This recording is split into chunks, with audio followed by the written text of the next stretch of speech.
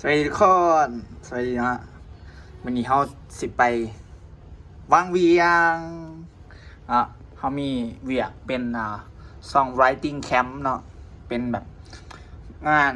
ร่วมโตกันของนักแต่งเพลงเนาะซึ่งจัดโดย MCT Thailand นะอันเป็นงานแบบว่า songwriting camp กับเกี่ยวกับอันนักแต่งเพลงเนาะนักแต่งเพลงแล้วก็โปรดิวเซอร์เนาะไปจอยกันเนาะลองเฮ็ดเวียกความกันแชร์ประสบการณ์แล้วก็ร่วมเฮ็ดเพลงนำกันเนาะมื้อนี้เฮาก็สิได้เดินทางกำลังเตรียมเครื่องเนาะตอนนี้อยู่ห้านเบบี้นี่โอ้ สวัสดีทุกคนเอากลับไปน้ำ เย้ จะเป็นผู้ซอยสีท้ายเบื้องหลังให้ทุกคนเบิ่งเด้อ เนาะอันพอดีว่าแพลนตัวนี้มาประมาณกับ1 เดือนแล้วเนาะก็จะแจ้งมาเนาะวันนี้เราก็ไปวันนี้นุ่งใส่บิ๊กปั๊มนี่เป็นได้เดี๋ยวให้เบิ่งเครื่องเนาะนี่เนาะอุปกรณ์ขาดบ่ได้ก็คือกีตาร์เนาะเพราะว่าเราไปแต่งเพลงแล้วก็มีกระเป๋าเครื่องเนาะโอ้ตัวนี้สบายดีเฟสแล้วก็มีบิ๊กปอมนี่ FC เอาให้เนาะผู้ใดเอาให้ปอมจืออยู่บ่เนาะคอมเมนต์บอกในเด้อนี่ก็จะมีเครื่องใส่ส่วนโตวเนาะ มีหมวกนี่ครีมกันแดดSPF 50มีน้ำหอมมีหวีนี่ไดร์ปอผมเขาก็ต้องมีของใส่ส่วนตัวไปบางส่วนเนาะเป็นพวกคำถามว่าเป็นยังผู้ใส่คือใส่ไดร์ปอผมเนาะใส่เนาะปอมใส่ เพราะว่าคันบ่ใส่ไดร์ปอผมมันสิบ่เป็นทรงปานใดเนาะมันได้เซ็ตทรงผมเด้เอานี่แว่นตาอันใหม่แว่นตาใหม่ถอดออกเป็นจังซี่ใส่เข้าไปคืนแบบแว่นสายตาเลยเนาะเป็นลุกกล่องเพ่ปกติใส่อันนั้น DJI Osmo 3เนาะถ่ายแต่ว่ากล่องมันเพ่ก็เลยใส่โทรศัพท์ถ่ายเนาะหวังว่าความจำสิบ่เต็มเนาะเดี๋ยวเราถ่าก็จะมาหับเดี๋ยวถ่ายเบิ่งเด้อมาหอดหานอาหารแล้วเนาะจุดนัดพบอยู่ที่หานอาหารเราเดิมนี่ตัวอย่างเนาะตัวอย่างเพราะว่าหับแขกหลายเลยเนาะจะหน่อยทีมงานฝั่งไทยมาเนาะเราถ่ายเบิ่งเด้อเราพารอเบิ่งหาเล่าเดิมนี่เป็นหาอาหารเล่าเนาะอยู่เวียงที่แบบอาหารเล่านี่แซ่บแล้วก็หลายบางส่วนหลายคนต่างประเทศนั่นนี่ก็จะมักมาเนาะหรือว่าคนลาวเวลากลับมาอย่างนั้นนี่ก็มักมาเจอกันอยู่นี่หลายเนาะอาหารบางส่วนตำหลวงพระบ้างอันนี้ยังวะหลาบซีเจลแล้วก็ถอดซีนเนาะแล้วตอนนี้เฮากินเขาแล้วเนาะนี่อยู่กับพี่ฟุ้งสวัสดีครับทีมงานไทยนะสบายดีครับสบายดีเมื่อกี้พากันกินเขาเพื่อทุกคนนะก็เลยบริถ่ายบรรยากาศให้เบื้องไลน์นะเจ้าน้องจะพาไอเราไปประตูไส้เนาะจาก1 นาทีเนาะอ้าวล็อกรีเจนลาวเนี่ยพูดเนาะมีซื้อใหม่เมื่อเดือนนี้ชื่อเงียนมันโคยเลย ยังไม่โคยมาแล้วเนาะเบิร์ดเนาะอาหารเกี่ยงกึบพอแล้วปลาตุไส้เนาะ ปทุไซน้อยบางคนมาชักเชื้อที่เนี่ย เบิร์ดซ่าเนาะเด้อพายสิทายหูบได้ยังเด้อทายหูบอัดแข็งเนาะอยู่อัดแข็งพอขี่กายตลอดเนาะปลาตุไส้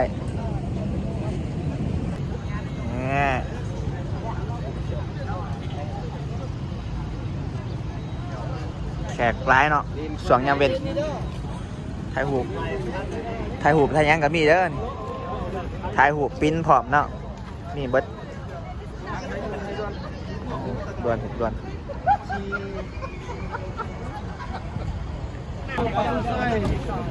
เนาะทีมไทยเข้ามาแล้ว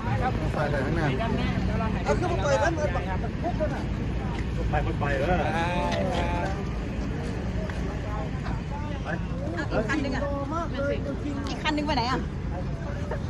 ใช่แล้วพาเบบีมาเนาะนี่ มื้อนี้เราจะพาทุกคนมาที่ปะตูไซเนาะทุกคน ว้าว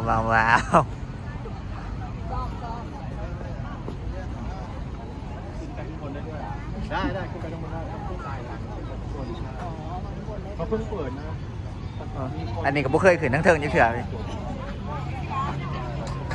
ใส่คอกีตาร์ ตรงนี้แหละมั้งเขายืนนั่นแหละก็ดี ร็อก จะได้ง่ายๆง่ายเลย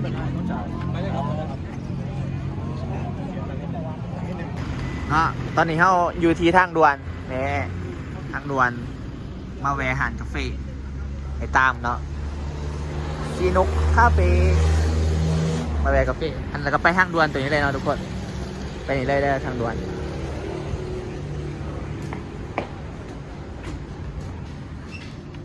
นี่ CBK right here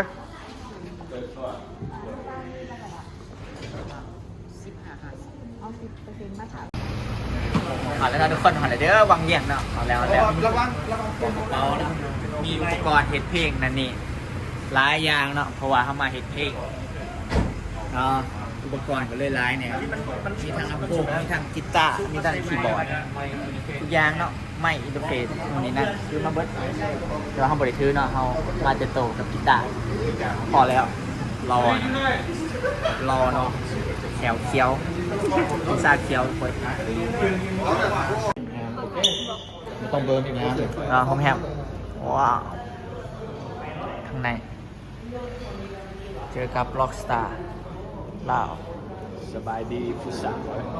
ไอเงียนมันโคยเนี่ย ซื้อเหรียญวันโคย เท่านั้นแหละ ทางนี้ลองกล่องเนาะสื่อแฟลชใหม่ใส่ได้กับทุกยี่ห้อเนาะเพราะว่าจะเป็น Samsung Oppo Huawei แน่นอนโอ้ซื้อกล่องมาเฮ็ดเวียกบ่ มาแล้ว อ๋อเรียกว่าถ่ายหูพี่เมียแล้ววะอ๋อง านเริ่มเลย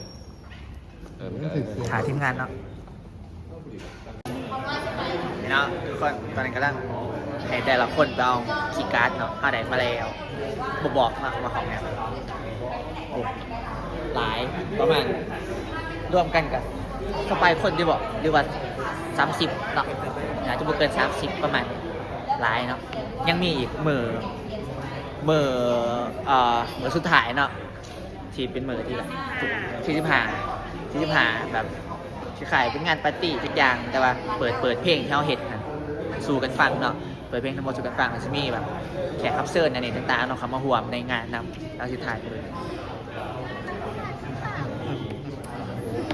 แน่นอนว่ามีไอ้ทูนแน่นอนมาแน่นอนไอ้ทูน เท็ดเอียงนะสีฟ้ากันเท็ดอย่าง ทองแล้วทุกคนนี่เลิศกันนั้นเป็นวิวเนาะอ๋อคนขี่พารามอเตอร์อย่าขี่ดิ อย่าขี่เนาะแต่ว่าแสดงเงิน แสดงเงินนี่ซึ่งอันทงหน้ามันแห้งเนาะส่วนนี้มันระดูเขาบริเห็นหน้าเลยกับวิวโอเคเนาะวิวผู้โอเคเลยบ่มีเสียงรบกวนห้องเงียบคักดีแต่ว่าเดี๋ยวเกียรได้ยินเสียงคนแต่ก็ว่าบ่มีเสียงรบกวนเนาะครับ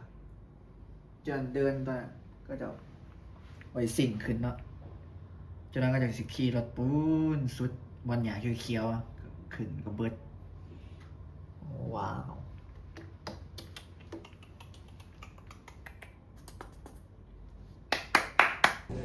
ขอมาในห้องประชุมนะทุกคนนี่ครับ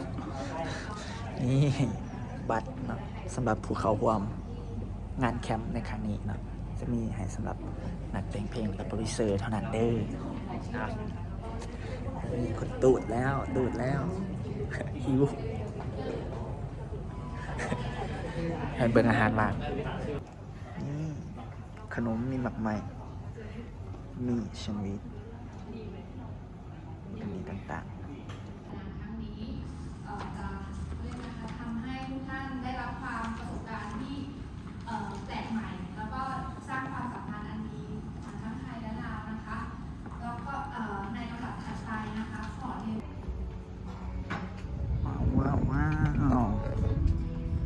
ว้าววิววังเวียงยามค่ำคืนนี่จะเป็นโต๊ะดินเนอร์เนาะว้าวเตรียมให้ย่างดีเป็นวิววังเวียงวังเวียงก็เป็นเมืองเซเนาะเป็นแบบปกติเราเห็นได้แบบไปพักบนแคมป์หนำหรือว่าอย่างต่างๆเนาะตอนนี้ก็มาพักอยู่อันบ่ค่อยได้อยู่แบบไก่ธรรมศาสตร์ปานใดวันนี้เป็นซุ้มสนหลายกว่าเนาะทุกคนตอนนี้ก็ประมาณ11 โมงแล้วเนาะ11 โมงกลางคืนล่ะก็กินข้าวแล้วก็แฮงเอาท์กันหน่อยนึงเนาะมื้ออื่นตื่นเช้าประมาณ 8-9 โมงเนาะตื่นมากินข้าวแล้วก็เฮ็ดเวียกนี่ก็เป็นอัปเดตร็อกแบบอัปเดตร็อกนะหลังจากที่บ่ได้เฮ็ดโดนแล้วทุกคนพอได้เศร้าคิดฮอดกันเนาะพอได้เห็นว่าเฮาเฮ็ดยังอยู่ตอนนี้เนาะก็ยังเรื่อยๆเนาะแล้วก็ไว้ๆนี่ก็สิแต่งสิปล่อยเพลงเนาะประมาณหลังปีใหม่เนาะแล้วก็สิมีเพลงปล่อยฝากทุกคนติดตามเด้อมื้ออื่นบางทีสิถ่ายคลิปบรรยากาศการเฮ็ดเวียกให้เบิ่งนำทุกคนขอบใจเด้อทุกคนเด้อฝากกดติดตามและกดคอมเมนต์ให้เฮาเด้อนี่แล้วเขาก็อาบน้ำแต่งตัวเรียบร้อยกินข้าวแล้วเนาะแล้วเขาก็มาเอาอุปกรณ์1ปึ้มเขียนเพลง2กีตาร์คู่ใจนี่เป็นได้เนาะแล้วเขาก็เดี๋ยวไปห้องแต่งเพลงกันเนาะสังเกตเบิ่งแต่ละห้องสิมีเสียงเพลงออกมาตุ้มตำสวัสดีครับนี่เบนครับลุยเฮานี่คือห้องทำงานของพวกเราสวัสดีครับ เป็นพี่ฟุ้งครับ วันนี้อยู่กับพี่ฟุ้งแล้วก็พี่เบนอุปกรณ์เนาะนี่เฮ้ยอะไรนี่ มันคือเปียโนพกพา มีเสียงในตัว ระบบดี ปรับซาวด์ได้แต่มันกระซิบ ครับ ใส่ง่าย อันนี้เลื่อนได้ใช่ไหมครับพี่ขออนุญาต ได้เลยครับ ของสไปร์ล็อก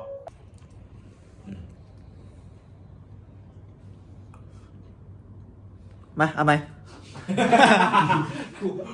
เก่งตัวลอย เนาะ เกียร์ไป ลายตอนที่กอดกับเขาเห็นเจ้าจูบกับเขาบ่มยังคือต้องเป็นเฮาต้องมาเศร้าใจคนเดียว ข้างเลยหวดเลย ไปยาว